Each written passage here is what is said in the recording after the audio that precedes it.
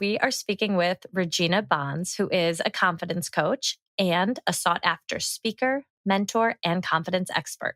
She's also the expert I interviewed for an article titled, I Asked a Confidence Coach How to Be More Confident in Any Situation, and Her Tips Will Change Your Life. And spoiler alert, they really will change your life. We'll link to the article in the show notes if you're interested in reading. I remember when that article was published. I mean, it had like 100,000 page views in a few days. We were all talking about it in our team meeting, and we just knew we wanted to bring her on the podcast to hopefully share her advice with even more people. It makes so much sense. Everyone struggles with self-esteem at some point, and every one of us can afford to improve our self-love and confidence, especially with imposter syndrome and negative body image being so prevalent. We all need to know that confidence and self-love doesn't just happen to you based on circumstances like you finally love yourself, when you lose 10 pounds, or when you get a promotion. There are skills that consistently need to be worked on. And in this episode, we really dive into improving confidence in all kinds of ways. I asked Regina specifically, like how to not let outside judgments or criticism affect the way you view yourself. And she offered really helpful advice that I just can't wait for everyone to hear. Honestly, this episode really changed the way I look at confidence because her definition is not the way we usually think about it. So I had so many aha moments from this episode that I've really put into practice since. So everybody out there, send this episode to your work wife, sister, anyone you know who could use a confidence boost. And on that note, please welcome Regina Bonds to the Everygirl Podcast.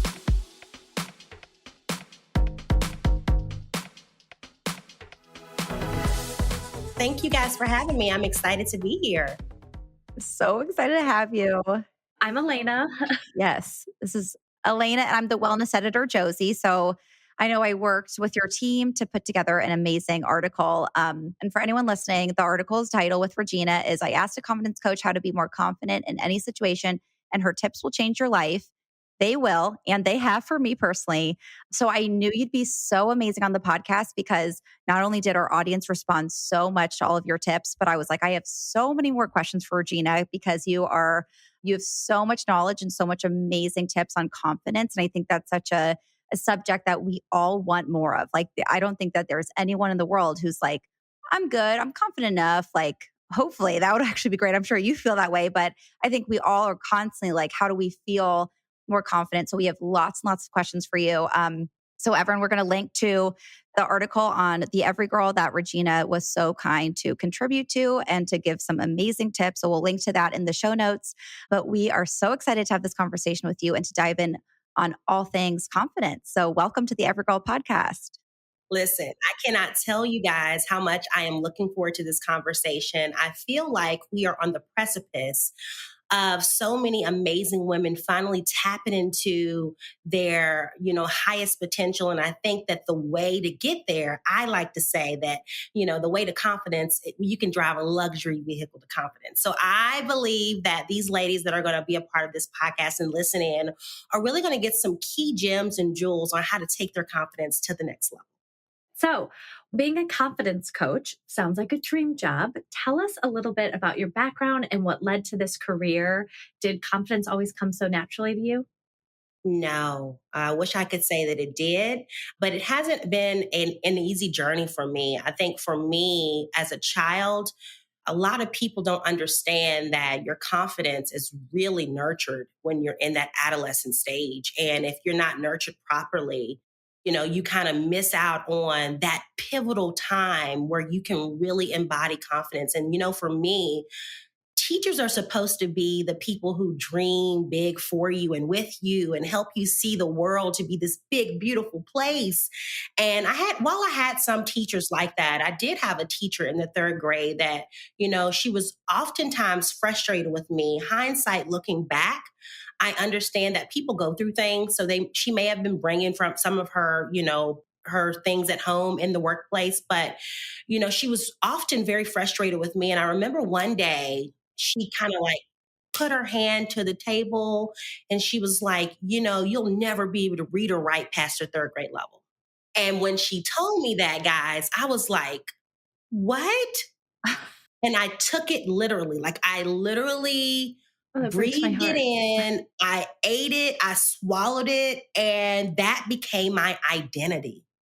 No. I felt like from that early age of third grade on that I was not good enough. And I actually just have always in the back of my mind, like put off opportunities because I said, well, I'm just not smart enough, and it came from that moment, right? How many times in our life those little moments that you think, they used to say on the playground, like sticks and stones may break your bones, but words will never hurt you. That is a lie, girlfriend. Like, those words actually they didn't hurt me. They destroyed me. They killed that little girl in me that dreamed big for herself. And so I've always had, as a child, struggle with learning. And, in class, when you won a spelling bee or when you did the test right, you got rewarded, right? Which I think that's needs to change. But, for those of us who were struggling and they try to take me out of the classroom and things like that, like to get learning because I didn't learn like everyone else, later come to find out, like I'm actually pretty darn smart.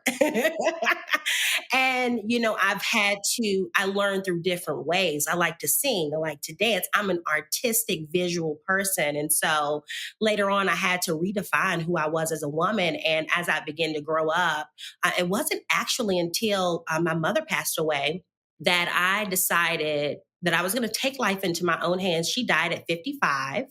And I said, I'll be darned if I'm going to go through my life feeling like I'm not smart enough, feeling like I'm dumb, feeling like I'm a nobody, feeling like, there's no hope for me. And I just have to live the life that life has given me and I can't create my own. And when she passed away, I was like, it stops today. I'm going to take my life back. I'm going to define who Regina Bonds is, and I'm going to do everything that I desire to do, which included going to college. So I then went to college and got my bachelor's in psychology, life coaching, and got a master's in women's counseling. So look at me now.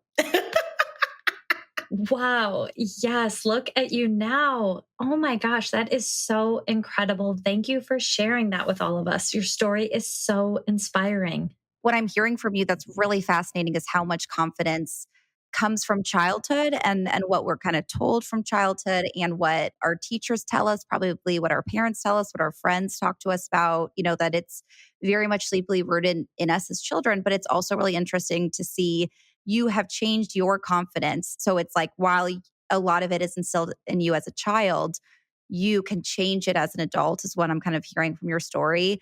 What really is confidence? Because I think a lot of people confuse it for arrogance or maybe being performative. So what is your definition and what does it really look like? Confidence it's something that you can't put one word to. I think it's a combination of things. Confidence is seeing yourself as valuable and to know that your worth is not determined by who you are, but what you are, right? Or as I'm saying, as a human, as being present on this earth without accolades, without any degrees. We try to get those things, those materialistic things to make us look better and feel better about ourselves. But on a base level, you're good enough. The fact that you came into this time, space, and reality means that you're worthy of being here and taking up space. So confidence is that worthiness piece that says without anyone or anybody telling me anything about myself, I know on a cellular level that I'm worthy. Right? Wow. Yes, that's I just a love small that. piece, and it goes deeper. Then confidence is also about competency. Once you deal with that worth part, then you got to start to incorporate, learning who you are, right? Competency. You've got to become, in order for me to know you, Josie, and to know you, I have to become a study of myself. I have to study the subject called Regina in order to be confident in her. Right. And so many times people go through life, they want to study Kim Kardashian and they want to study Oprah, which are two of my favorites, by the way. Study all these people, but have you studied you? And once you get to know you, then you'll tap into a confidence that can't be destroyed by outside people, outside things, outside anything, because you just come into this place of calling self home. Okay. This is incredible. I have so many thoughts. So being anyone who's on social media, anyone who's on the internet, you open yourself up to criticism from people you have never even met. I actually just yesterday we were in the office and I got a comment about my beauty and makeup, or my makeup and how I dressed yesterday and my look. And it was like scathing. Like, Brutal. it was brutal.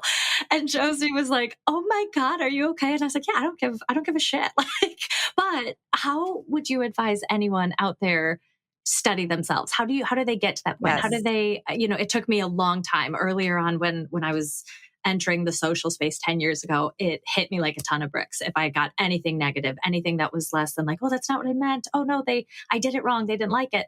And now I'm at a place where I'm like, I don't care. I feel good about myself today, but I don't even know how I got there. So I'd love if you could give, like, what does that mean to study yourself? What do those steps look like to find themselves? Yeah, that's a wonderful question. I think you have to really go through a chapter of isolation. And this chapter of isolation doesn't mean that you don't ever go out and socialize but there's going to come a place in your life. And I'm pretty sure, in fact, I'm probably 99.9% sure that both of you guys have experienced this, along with the women who are going to listen to this podcast.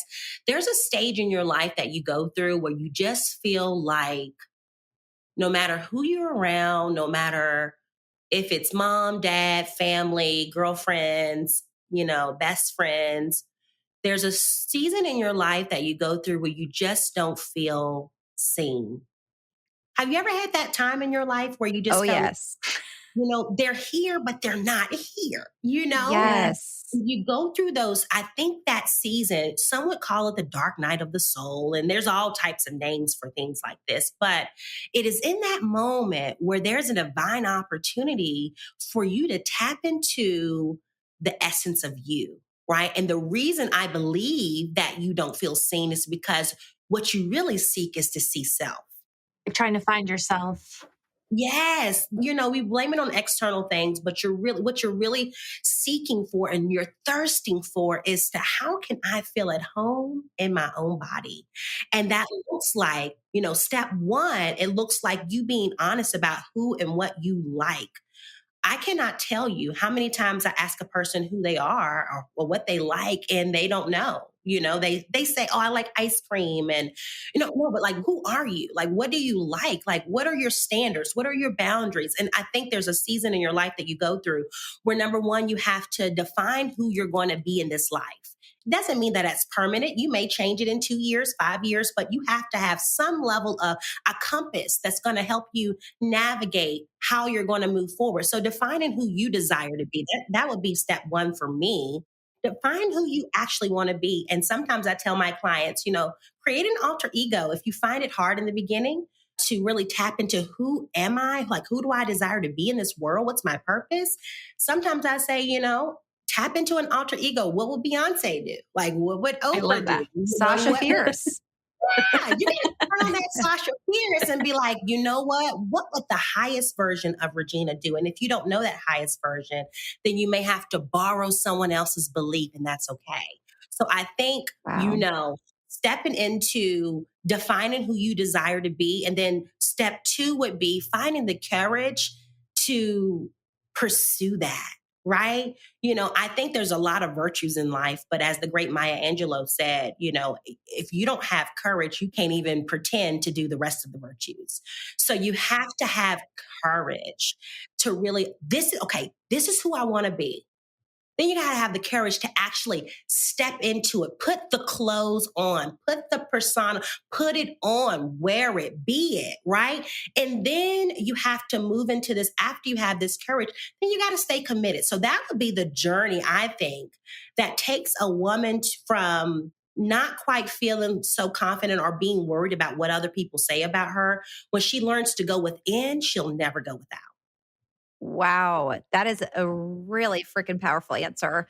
It kind of reminds me like this idea of, I forget where I heard this, but it's, when someone's like, "Oh, Josie, who are you? Tell us about yourself." I start with my job. I'm the wellness editor of the Everygirl. You like always start with your career. And someone was like, "Why don't we start with, I have this passion for philosophy, that I, am a sister. Like, why don't we start with the things that like why is the job first?" And so it's kind of reminding me what you're saying, that we are so focused on just the accolade of what is your job title. It's like that's how we define ourselves and other people in this culture, that there's less focus on like what are we? Like, who do we actually want to be? What is our truest selves? Why is it so hard for us to know who we are? And why do we have to get to a point as adults that we actually have to start learning who are we instead of kind of just being raised and always having that assurance on who we are? Yeah, Josie, that is a phenomenal question. And I think it starts as a child, as early as you can remember. You think about being in a classroom, even in kindergarten, show and tell, bring your favorite thing to school. And what do you want to be when you grow up? Society puts such pressure on us to not be creative in who we're becoming, but to look outside, find someone you want to be like, and tell me, oh, I see a firefighter. I want to be a firefighter. Oh, I see a police officer. I want to be. And so we're taught that our role in society defines us. But in all actuality, our role in society is just, it's an added piece, but who we are is much deeper. Who we are we're vast, we're timeless. You exist, both of you guys, all of us, we exist outside of time, space, and reality. And I think as the world begins to open up to more of this consciousness, we're starting to see, wait a minute, I'm just not a confidence coach, it's what I do. Who is Regina? And we're really starting to ask those deep questions, which brings us to this, new horizon where we get to decide, wait a minute, I can be genuine and sensual and untamed and decide to be balanced and all of these things. And I don't have to fit the mold of what you think I should be. I could decide for myself that a firefighter just doesn't fit me. Like, a police officer is nowhere near what I want to be, a painter. And that's what I'm going to be. And I think we're just opening up to that. But to answer your question in a smaller way, I feel like the reason why we do that is because it's been taught, it's been inundated in us from childhood to be what we be, not be who we are. What do you want to be when you grow up? Yeah. Yeah. Totally. That makes so much sense that that's so integrated into our culture that it becomes the way that we think. What are some like tangible tips for someone to start doing so that they get to know that deep soul level of themselves? Yeah, so I love this. So this is the yummy part for me. So I feel like what I would say do is I want you to get out a timer. And I want you to set a timer either on your cell phone, whatever device you have that can set a time for you. And I want you to time it for, maybe 30 seconds to a minute. And when that timer goes, I want you to have a piece of paper and a pen out. And I want you to write until the timer runs out everything that you love. It could be, I love drawing. I love art, like everything that you love, right? And I don't want you to stop or think about what you're writing until after that timer ends. When the timer ends, what you're going to do is you're going to go back through and read everything that you wrote, and you're going to begin to see a common thread. I guarantee you, it's psychology. You're going to see a common thread of things that are in common. And in that, you're going to find a pathway, a light to purpose. And how you dig down deeper is you find the common things that are on your list. After you find them, then what you do is you say, if I could pick something that I didn't have to get paid to do, but I would still love to do it, what would that be? I know it's simple, but it's deep because that helps us to go past the base level of our mind and go deeper. And it causes us to dig like, what would I really do? And then you'll start to tie those things that you wrote in with the thing that you would love to do. And you'll start just finding slowly something that you would like to start doing. Because I feel like too, we're all looking for one big purpose, right? Like what's my one thing that I'm here? Well, I think we're so multifaceted humans. Like we're too big for one thing, right? There's Yes. several things that we're supposed to do while we're here on planet Earth. So I think it's worth the exploration. So many times we want to get to that end destination, but we forget that the journey is the most beautiful part. And so I would say to those who are trying to find their purpose, do the things, the little techniques that I gave you, finding yourself. I also give you some more, but most importantly, enjoy your journey of becoming, because you'll get to a place where you think you've reached it all. And then you'll look back and say, what was the journey like? Because you didn't take time to enjoy who you were becoming in the process. Wow. I love that. I love that technique. I can think of, thank you for sharing that. I can think of having a conversation with one of my closest friends years ago because she really didn't know what she wanted to do with her life. And to me, it was like, oh, what do you love doing? What brings you joy? Like, what are those things you love doing in your free time? And she's like, I don't know. I don't think I love anything. And I'm like, of course you do. It takes time to like train the brain to think more introspectively and like even like think about yourself and how you're feeling in certain situations. That's a really good point. It makes me think of this, if you're so some people right now, they would not be able to tap into that soul level of finding purpose because they're in survival mode. Okay, so when you're in survival mode, you're in what I call a fight or flight, and you're just trying to do whatever is possible to bring a little bit of ease. That's why you see someone who may be a cancer patient, but they keep smoking, because they just want something to bring them a little bit of fulfillment because they're in this state of, I've got to survive. I'm not thinking long term. I'm not thinking, next year, 5 years, 10 years. That's why you see somebody with, maybe diabetes and they may say, I want the whole bag of Reese's because they're in this place, right? Of someone gets weight loss surgery and then they go eat it all back because they haven't dealt with the root. Right. And so what I would say to a woman who was like, okay, Regina, I've done that and I still don't feel good and I still don't know what to do, then you have to go to the root, the essence of who you are. And what that looks like is you doing what I call a shift with reprogramming yourself. And that starts with what I like to use as a meditation. Some forms of meditation could be mindful meditation, where every day you practice at least 5 to 10 minutes of actually going outside and listening, being present. Maybe that's touching your skin to like remind yourself, don't live in tomorrow, don't live in yesterday, but I'm right here in this moment. And all that matters is this moment, right? Doing things that bring you into the now because the now is the only thing that exists.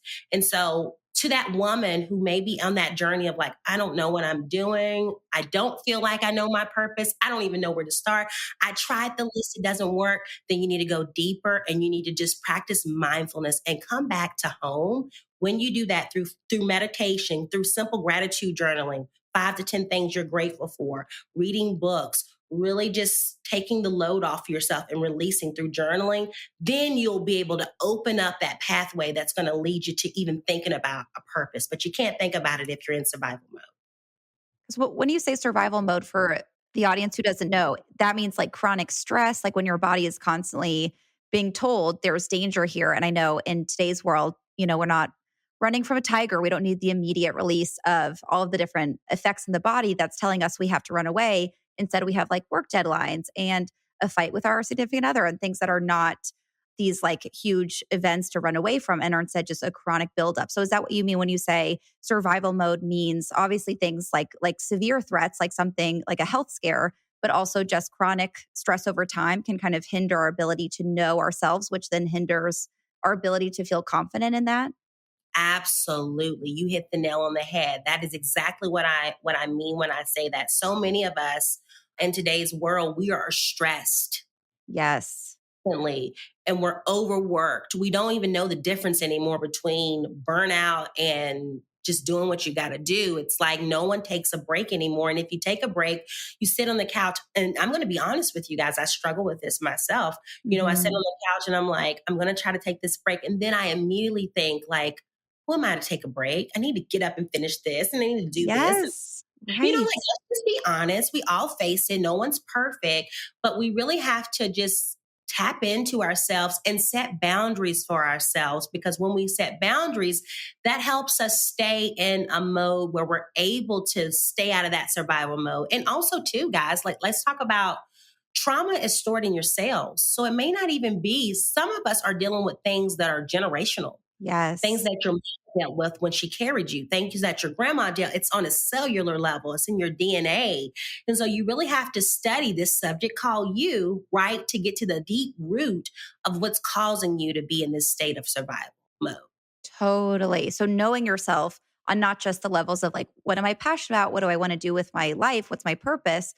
But knowing yourself, knowing kind of where triggers coming up, right? Like where is there maybe deeply rooted trauma? Like it sounds like the definition of confidence really is just knowing on the deepest possible level, right? Who you are. So let's say someone does all these amazing rituals that you are recommending, feels the sense of like, okay, I know who I am. I feel good about that. Maybe their confidence is building. What happens when something like a big life change, like going through a heartbreak, getting let go from a job, your body changing for whatever reason, having kids, medications, changes in lifestyle? Like what happens when you feel that self assurance of this is who I am, but then something kind of comes to like attack your confidence?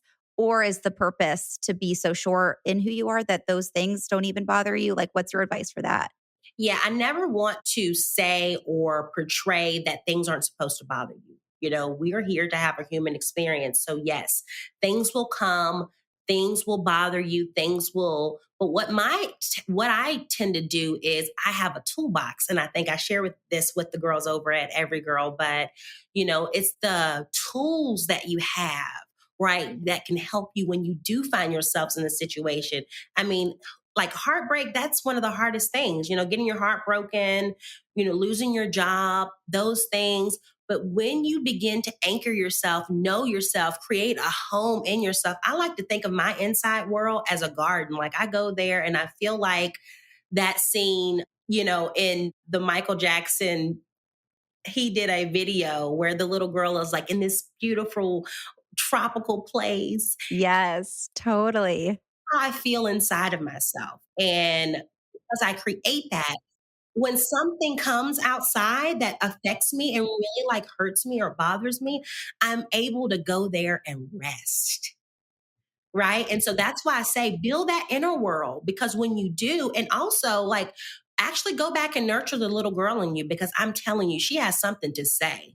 Even if you think you had the best childhood where your mom and dad were both present and all these things, like there's something. Parents only parent us the best way they know how. They're making mistakes, and you learn that as you become an adult. You're like, yeah, I don't know why my parents all this, but like you have to really nurture that little girl in you, because that's who's on the inside, right? That's who's on the inside. When you get upset, when your heart is broken, you kind of feel yourself go into this like, why me? And so I teach my clients how to not be the victim anymore, but to learn how to be the victor. So when something happens, it's not a why me? Why has this happened to me? Why is this happening to me? It's more so, what is this teaching me? That's good. Oh my gosh. Yeah. Bringing you to a place of power instead of a place of victimhood, like you're helpless. You are always in power. You can always change the circumstances. You can always use what's happening to you as a mirror for how you can change what's really bothering on the inside of you. And so I say it's not about why is this happening? It's about what is this teaching me? I love that. I was going to ask you a question because I know a big part of just, I guess, culture nowadays, especially at work, is creating a culture of feedback, healthy feedback, giving and receiving, right? And something I struggled with over the years, again, just looking back at my mid-20s to where I am now, is what if you get a piece of feedback or, if maybe it's harsher than you intend, and it really conflicts with that sense of self that you've built for yourself, that like, I've had that happen multiple times where someone tells me something and I'm like, that's not who I am. No way am I like that. But that's someone's perception and experience with you. And I guess, do you have any advice for coming to terms with like making room for feedback and other people's experience with you, but not letting it define you? I don't know. Like, what's the balance there? That's such a good question. I feel like when someone's giving feedback, I come to the table knowing that what other people say about me is actually none of my business. But if by chance I open up and I give you that space to give me feedback, and it causes me to have to look inside of myself and say, is it possible that something in me is, what they say? Asking myself those questions and being honest with myself, because here's the thing. When people give you feedback, if you're in survival mode, you're automatically going to want to defend yourself. And I found that a lot with women who have daddy issues. Maybe he was even there, but he just kind of didn't give you that that love, that nurturing that you needed. So I find that a lot with women who have like maybe some daddy issues as a girl, but you kind of get in this defense mode, like, that's not who I am. Like, hold up, wait a minute. Like, you're going to have to step back a little bit, like, but I can't explain it, but once you really like develop this sense of who you are for yourself and you create these boundaries and you love yourself truly for who you are, when people begin to give you feedback, you take what you know you should work on and you say, I receive that. What you don't want to receive, you can say something as simple to yourself as like, I'm letting that roll off my back. Like, I don't accept that. That's not who I am. And it doesn't even have to be their business. They don't even have to verbally hear you say that unless it's that, place where they are really disrespecting you. You have to stand up for yourself. I'm not talking about that. But if it's feedback that you feel like it's not quite who you are, it's okay to say in your mind mentally, like, I want to throw that in the garbage. That I'm not keeping that. I want to shake that off. I love that. Well, that's how I felt with that feedback yesterday. But there's been the feedback, like when it's just, rude. But, when it's someone you care about or someone, whether you work with or live with or have a relationship with, and, they tell you something you maybe didn't want to hear or didn't even know about yourself. When you said that really pivotal time in your life when you lost your mother and you were that was it for you. That was the moment when you were going to make that change. Can you tell us a little bit more about what that was like? Like what happened next? Like what did that journey look like for you that brought you to where you are today? Oh, it was a windy road. Yeah. I would love to say that after that happened, I was on top of the world and It had to be a journey. And yeah, it was a journey because I think I was such in a state of shock that I kind of hid behind, I'm going to go to school. And then on top of this, guys, I had a child straight out of high school. Child right out of high school. My mom dies. And I decided that I'm going to go back to college, right? And when my mother passed away, I've never said this before, but I lived with my mom and my dad. But when she passed away, I left the house. I never came back. I never went back. So I didn't even get clothes. I went to my sister's house and I literally lived there. Like I went there one day. I think I had like a bag and I had a job interview the next day at a Nationwide Insurance. And I got the job. I never went back home. So I just built my wardrobe from going there that day. So I never went back home. And so here I am, child out of high school, mother passes away. I don't process it in that moment. I'm like in this mode of like, I got to be a mom now. I don't even know I don't have a mother. Like I'm not nurtured myself. So I'm in survival mode. I'm going to college. All of these things are happening at the same time.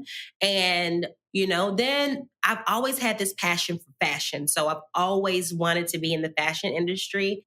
So I went to college starting off. Before I switched to psychology, I started off with a fashion merchandising degree. So that's what I wanted to do. And then I was like, they were teaching me colors and stuff like that. And I'm like, okay, I'm not paying this much for that. So I already know this. Oscar de la Renta is all these things like they I'm like, I'm not going to pay for this. So I really started to search within myself, like, who am I and what do I like? And I really like studying the mind, like, and knowing why we do the things we do. Like, I've always been this. It's fascinating. See things and I can read people intuitively. That's just me. I'm an empath. So I wanted to tie in like how the mind works and all those things, the subconscious. I'm really into that stuff and metaphysics and all of those things. Like that stuff. So I started to do like on the side, every job I've had, I've got fired or I quit. Like I've never felt at home working for someone else. Okay. I'm such an untamed woman. I love that. I don't like being told like what time I need to be there, what time, unless it's something that unless it's something that, and I'm honest about that. That's just always been like who I've been deep. And so people like us, we kind of like have to find our own way. So every job I knew I was just doing it to get by. I lived off of college money. I'm going to be honest. I lived off college money. I did styling on the side. So I would do makeovers for people. I would go to their house, like fix their closets and do makeovers for them. And they would pay me. Just an entrepreneur from the get-go. Yeah. And I was broke. I was so broke. I was stupid broke. Like, I don't even like, I've had my share of like getting government assistance and all those. I've been through it all. That journey was tedious. And there were days where I would just remember sitting in a room like, am I ever going to be able to do this? Is it ever going to be possible for me? Like, I feel like such a failure. I have no mom. I have a baby. The father's not even in his life. Like, who am I? I'm so like a nobody. I'm exactly what that third grade teacher told me. I am dumb. Like those are things. Yes. And like, to be honest, women do that. Oh, yeah. Yes. Like we beat up on ourselves. We tell ourselves the things that we don't need to tell ourselves. And we just put ourselves in such a low place. And so like, I remember I was at work and I just like, I would go home, ladies, and I would literally like spend time with my son and I would go get in the bed. Like I had no life because I was depressed. And I remember we had a nurse on our job and I went there to her. I was like, something's not right with my body. I don't know what's going on with me. Like, I think I'm sick. And she looked at me in the eye and she's like, are you doing what you love to do? And I was like, whoa, like you're supposed to be telling me what kind of medicine I need to take. And they're like telling me like, am I doing what I love to do? And I think, we always get those whispers, right? That kind of help us get back on track. And it was in that moment where I felt like at my lowest and she's like, she's like, I had this sense that you're not doing what you're supposed to be doing. Wow. And I'm like, who is this lady? Like, why is she telling me this? And she was like, what you're experiencing is actually just depression. You were depressed. And she was like going through all the symptoms that I proved that I was depressed by all the questions she asked. And she's like, what I encourage you to do is make you a 30-day plan and to go pursue what you love doing. So again, it was an on and off again journey of entrepreneurship, working so that I can kind of like provide for myself. And then finally, it all got to click and it all made sense. And it led me into this journey of confidence coaching. And I'm very relentlessly, ruthlessly passionate about confidence and women in business and all these things and abundance because I totally redesigned my life with my own imagination. That's what did this. And I got to create it. And that power is available to everybody. I don't care where you're from, where you're at right now in your life, who loves you, who doesn't love you, who doesn't like you. You have the power to create a life that you absolutely love. And I'm a living proof of that. I wake up every morning and I say to myself, like, wait a minute, I'm a single woman. I get to go where I want to go. I can fly wherever I want to go. I can take my son on trips. My son wanted to go to Nobu for his birthday. And I'm like, let's go, and we get on a plane and like go to Nobu for dinner. Like, I love that he knows about Nobu. I just learned about Nobu. It's very cool. Oh yeah, he's totally into that stuff. So hip. That's amazing. That's amazing. I love that you had that like random encounter that completely pivoted the course for yourself. But that you were also like able to pick up on it and accept it. Yeah. Like, that was, if you hadn't been in that. Yeah, you made the changes. Did you ever feel an imposter syndrome as you were starting this business and kind of once you had that realization, this is me, this is what I'm meant to do? Did you question that at all? Did you question, do I know how to do this? Do I know the right thing? Like, holy moly, yes. Yes. Do you hear that from a lot of clients? We hear that all the time from women about imposter syndrome. Oh gosh, imposter syndrome is such a big thing. And I definitely felt that because I'm like, who am I? Again, those things come back to visit us. They don't leave, but I just have the tools now to address them, talk to them, have a conversation with it and move past it, right? I let it come through my body and I let it flow. And then I release it and I let it go. So yes, imposter syndrome, I think I experience less and less of it now because again, I have really done the work. The work that I tell people to do, I've done it. Yeah. But in the past, When I first got started, I didn't know a confidence coach, guys. Right. I didn't know one. I didn't know one that was teaching and making money off of it. You know what I mean? Like actually profiting from their passion and saying that I'm a confidence coach. Hey, pay me, you know? So it was just, I had courage. I had to do that whole process that I walked through. Like I had to say, who am I going to be? I had to have the courage to do it. And I had to have the commitment to know that if I sorry, that's my smoothie. Alarm. I gotta drink a smoothie. I love the alarm for it. Healthy habits. If I keep moving through this process, that I would eventually get to where I desire to be. But imposter syndrome is something that's very real, and it is a lie. Because here's the thing that I want women to understand. When they're asking themselves, are they qualified? When they're asking themselves, who am I to do this? Not only is your college experience or your on the job experience count, but your personal experience counts. What have you been through? What have you walked yourself through? And how have you overcame things in your personal life? That is your experience, right? And I think we give ourselves a bad rep by saying, well, I don't have the accolades and I don't have the on the job experience, but what have you done in your personal life to overcome some stuff, to show those attributes that are going to contribute to a job or to a career? Like you are definitely worthy of whatever you desire. It sounds like acknowledge that what imposter syndrome is, it sounds like is kind of like evidence that you're not worthy. So instead what you're saying is to look for evidence that you are worthy. Is that what it is? Look for the evidence. Oh, that's so good. I'm going to use that. Feel free. Take it, Regina.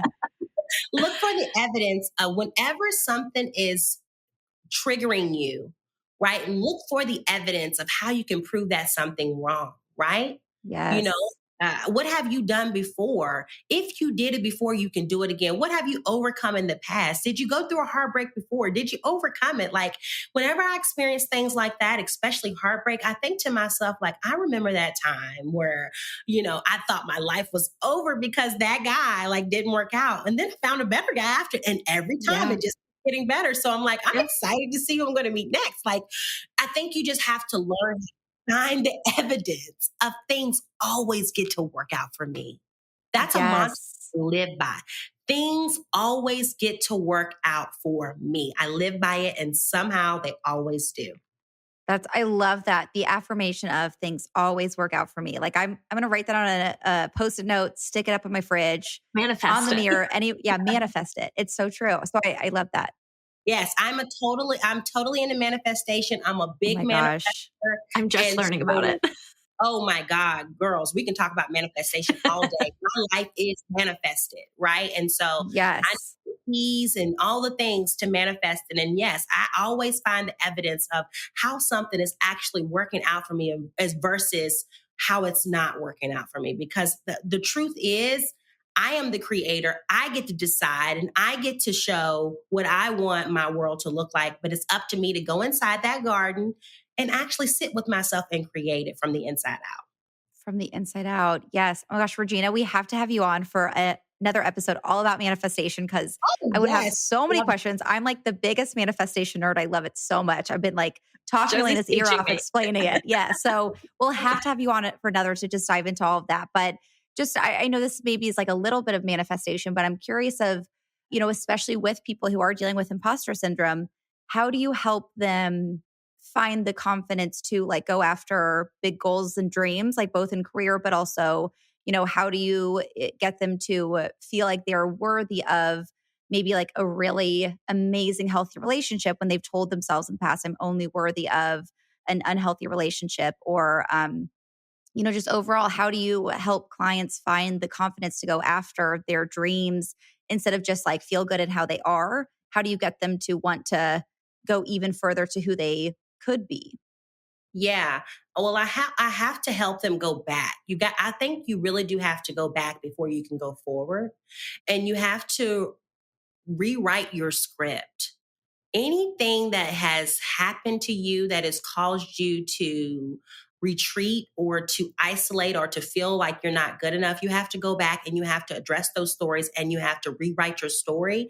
And then I teach them to believe, right? And how I teach belief is not like anybody else teaches belief, girl. Let me just tell you, people are like, just believe in yourself. Well, I break down the word and I say like spell belief, right? Spell belief. And it's, of course, it's a lot deeper than this, but I take them through a journey. But I ask them to spell the word belief. And the first part of belief is BELIE. And I tell them, until you're able to fully embody who this person you desire to be is, you're going to have to be the lie. That's good. That's what belief will be for you for a little bit until you and this highest version of yourself begin to merge and to begin to become one with each other. Because right now you're in, it's like your highest version of yourself and your human self is kind of like, I'm worthy, but I'm not worthy. And I'm good enough, but oh no, I'm not good enough. And every time something happens, you're kind of like fluctuating. But I live by frequency. And I use this tool that I've never told anybody about before, other than my students and my tribe. It's like, I look at life as a radio station. Right. And I even have it tattooed on my arm. And a lot of us do in my tribe. We have 77.7 tattooed on our arms because we believe in, you are a frequency and you are a vibration. Whatever you are thinking, being, doing, this taps into manifestation too, is sending out a vibration to this world. It's sending out, it's like you're an antenna, and anything that you think, anything that you're doing, anything that you're being is sending out and giving you back that likeness, right? And so you've got to begin to fine tune your tuner to put it on the station you actually want to receive from. Yeah. You get what you put out. That's your, you get what you put out, right? Yeah. And so my thing is, every day is not going to be perfect.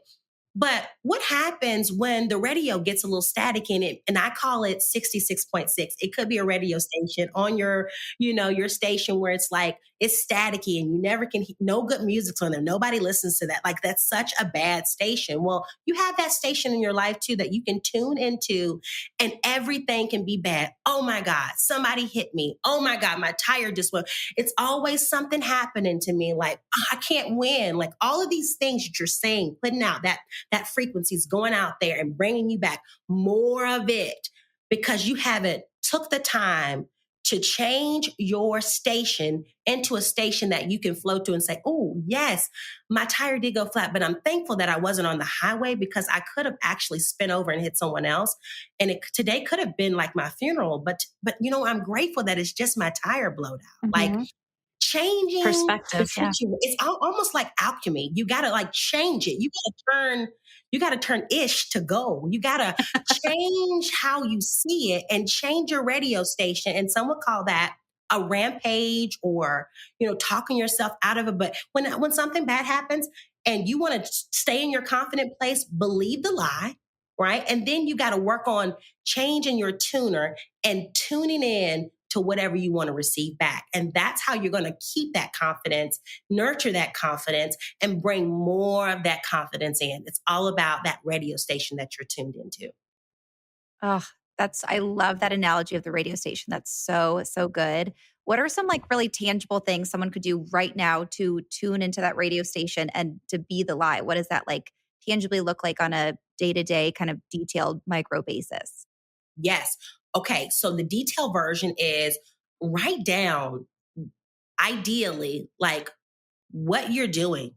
In this world that you can create, there is no limits. If you could have anything, if you could be anything, if you could do anything, write down what your world would actually look like. What are you eating? What are you driving? What are you wearing? What size are you? Who are you with? Are you married? Do you have your children? Like, all of the things, right? That write it out as detailed as you possibly can. And then what you need to do is be the lie. Live like her every single day. It's the simplest thing. And you may feel like an imposter at first, but if you keep believing the lie, I've gotten so deep into this that I have to bring myself back like, wait a minute, you're not the millionaire yet. You're getting there. You know what I mean? But I have to literally come and remind myself, because I so embody that. That's so who I am. That's so who I'm choosing to be, that everything in my life begins to reflect that. So the tool that the most powerful tool is what that I would give you is to do that ideal, write that down. And then I would tell you to follow the actor's tool. You got the leading role. You're the producer of this movie. You're also the director, and you're also the main character. I need you to win the best actors award. Like, you need to win the Oscar, and you've got to act this thing out so good that no one, have you ever seen, Ray Charles or Muhammad Ali, those movies where they acted so much like the person that if you see him in another movie, you're like, I remember when he played that part. Yeah. You know? Yeah. It's so true. So good that they embodied it. And that's what you got to do in order to marry where you are to where you want to be. You got to use confidence to act that thing out until it becomes real and tangible and everything that you want it to be. Like, be that version of you want to be. Yes, you got to be Even it. if it's a lie right now. Yes. Even if just acting, I love then you it. believe it. Act it out and win that Oscar. And I guarantee you will begin to mold into that person, and you'll look back and be like, wait, did I just do that? I do that every day. I'm like, wait, did I just create that?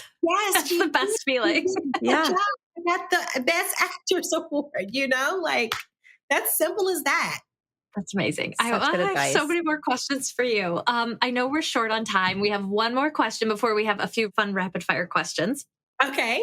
Everyone listening, I know all of us on the line, we all have those people in our life that we care about that, are, whether they're family or friends or colleagues, who need a bit of help also. So do you have any advice on how we can help encourage confidence in others? Like, when we see maybe people with it lacking, and I know it can hurt your heart to be like, no, you're more than that. Like, do you have any advice on how we can help those around us also improve? Yeah, I think it's important, especially in this day and time, that we hold space for people. And what that looks like doesn't always look like your words, but sometimes it just looks like you being there first. Because I've often felt like when someone comes and just tries to give me, again, it's a version of feedback, and you haven't sit with me, you don't know what I'm going through, you don't know who I am, then I really don't take your advice that serious, right? Unless I've just known you to be this person up here. But sometimes you just need to be there for a person. So I would say that would be the first step before you try to intrude and tell somebody what they should do and you're better than that. Like, sit with them and actually let them share with you. I don't know if you guys are familiar with Dr. Brene Brown, but she has an amazing series on, I can't remember, is it Netflix? I'm not sure. But she has an amazing series where she's talking about human needs. And, one of the things that she talked about is actually being there for someone without you having to, well, this is what I would do. Right. You know what I mean? Oh, this is the way you should handle it. And it totally makes it about you and not about them. Yeah, totally. Space for someone. Actually care. If they're really going through something and you see their confidence lacking, pull them to the side and say, do you want to talk? Don't just intrude and say, you're so much better than this. Yeah. No one wants to hear that, right? Yeah. When you sit down and you hold space and you let someone talk it out, you would be surprised on how many of my sessions are them walking themselves out of it. And I literally just hold space. Absolutely. And That's so powerful. It's so powerful. As the person who wants to encourage other people, you've got to make sure that your vessel is clean and empty, because you can't hold anybody else through anything if you're still trying to hold yourself through a bunch of things. So I always encourage even the life coaches that I've certified and I coach, I tell them to make sure that you have a container that's available to carry someone through something, because if you don't, you'll be that person who's like, you're better than that. And you won't be sensitive to what someone's actually needing, which first is a listening ear.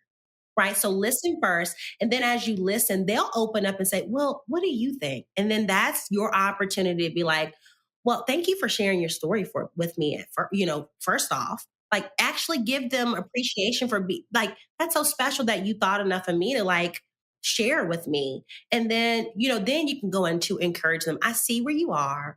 I want you to know that I've never been through that, but I sympathize with you. I can feel and I can so relate. And I want you to know that you're so worthy. Like just something as simple like that. You are enough. Because here's a boundary that I think we need to establish as women is that it is not our job to fix people. Yes. I'm so happy you touched on that. I learned that the hard way in my 20s. Yeah, it's so hard for people like, us.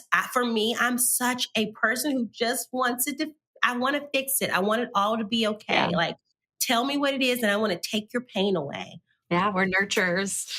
And when you do that, you put so much on yourself that is not your responsibility. So that's boundary number one when you're helping someone. It's not your responsibility to fix people. Mm-hmm. I love That's that. so Writing true. that down. Yes. I feel like that's so important because so rarely do we actually have the chance to be heard. Like we don't really get the chance to talk out so we can get to the place where we actually know our own truth and we can solve ourselves because we very rarely are in situations where someone is giving us that space of tell me how you feel and I will actually listen. Like I think especially as women, we kind of like pick up or at least maybe I'm like hyper aware that I'm like, okay, I know this person's losing interest. So I'm going to stop talking. I'm going to turn the conversation back to them. That we so very rarely have the chance to speak from a place of like genuinely being heard and support in that way.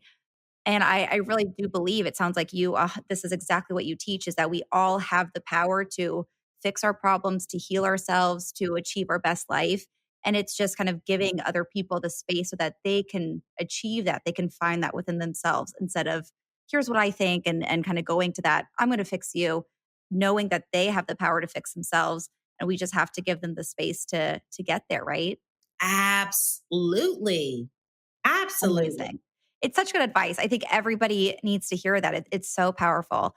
Regina, thank you so much. I know we'll be asking you back because you have Thank you. phenomenal tips, advice, like tangible takeaways that I know really, really, really will change people's lives 100%.